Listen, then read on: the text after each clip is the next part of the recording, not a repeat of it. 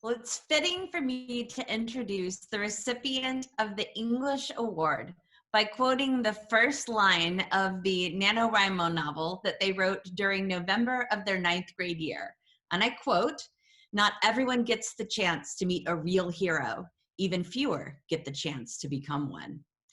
I've been lucky enough to have known the recipient of this award since they entered Oxbridge as a freshman. And I think their classmates and teachers would agree that if there is a student with hero potential, it is them. In 9th grade, in addition to writing the above quoted science fiction time travel novel, this student did things like teach their classmates to build a functional shelter and start a fire without a match for a Lord of the Flies inspired video tutorial. If that's not heroic, I don't know what is. Teaching them again in 11th grade, I watched them develop and fine-tune their critical reading and writing to such an extent that they earned a coveted first at Cambridge before being unanimously and enthusiastically selected as the first ever recipient of the John Clemmy Arts and Literature Award. They never fail to embrace their education with enthusiasm and joy. This student has continued to excel in Honors Seminar English 4 and will undoubtedly impress their professors next year at Vanderbilt. And speaking of heroic qualities, I can't fail to mention that they are an Eagle Scout who helps save the bees through amateur beekeeping. It is my pleasure to present the 2020 English Department Award to the incredible and amazing Thomas Raymond. Hey, Thomas! Thomas! Well done. Thomas! Leads by example, listens, communicates, provides support, and encourages others to get involved. This student contributed significantly to the success of the class by planning, organizing, and attending all events to raise school spirit. This student is confident, carries a positive attitude, and is passionate about a cause. Most importantly, this student had a vision, and it was very clear. 2020. I am proud to present this year's Oxbridge Leadership Award to our senior class president, Thomas Raymond.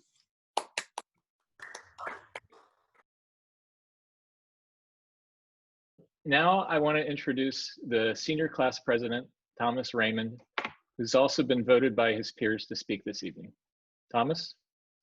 Ladies and gentlemen, my name is Thomas Raymond, the senior class president. I know this online format is not ideal, so I would like to thank everyone listening for your commitment to the class of 2020. My fellow seniors, we did it. It had its ups, it had its downs, but for the most part, I think we can all agree that our high school experience was pretty epic, except maybe that last part. But I mean, come on, who didn't love the amazing food? I would personally like to thank Chef Dan and the rest of the dining staff for all of the chicken tenders I've consumed during my time at Oxbridge, because anyone who has listened to the morning announcements knows that I love chicken tendies. However, there are many more people who deserve our thanks. Dr. Maurer, Mr. Clemmy, Ms. Toth, Coach Ross, Mr. Houlihan, Ms. Hayek, and everyone else in administration who has dealt with our shenanigans over the last 4 years, I'm sorry. I would also like to thank our outstanding teachers. These academic professionals were at the front of the chaos that was the class of 2020, and still, they dedicated countless hours of their lives to helping us grow and reach goals that we thought impossible. For that privilege alone, we are all extremely lucky. You know, when they asked me to write this speech, they told me to tell my Oxbridge story.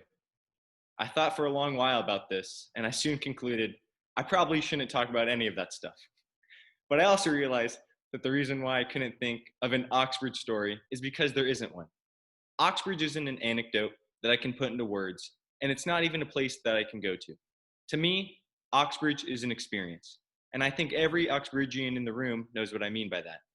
Whether it was the infamous fire sprinkler surprise shower, the Soviet-themed golf hole in our annual mini golf course, the countless, and I mean truly countless games of flappy golf, the walks around the lake, or the fish in the urinal prank, Oxbridge is a one-of-a-kind of experience, and it shows. I was on TikTok a few weeks ago and I saw a video of some athletes on the west coast of Florida celebrating a win. And the caption of the video read, "The next Oxbridge." This made me think, there are schools on the other side of Florida that I haven't even heard of that use Oxbridge as a benchmark of success. Clearly, our reputation speaks for itself, and loudly at that. I think it's fair to say that these last couple of months have been as trying as they have been boring.